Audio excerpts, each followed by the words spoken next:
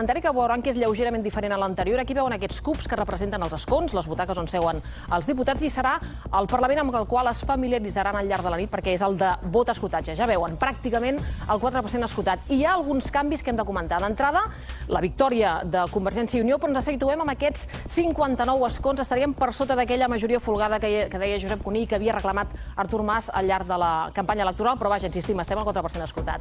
Per tant, voldria dir una suma d'11 escons respecte a fa 4 anys. El Partit dels Socialistes de Catalunya milloraria els resultats respecte al sondeig, amb tot, en perdria 4, se situaria en els 33 diputats.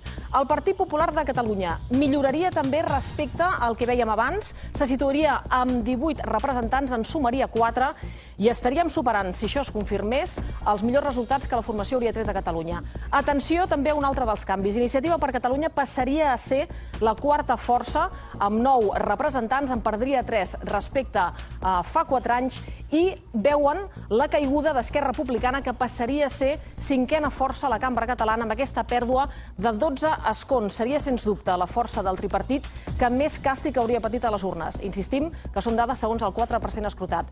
Una altra de les novetats, com veuen, tenim diferents titulars amb aquestes dades de l'escrutini. La possible entrada de Plataforma per Catalunya. Recordaran aquella formació que lidera Josep Anglada i que és, per exemple, segona força a Vic. Ara, el 4% li donaria aquests 3 representants.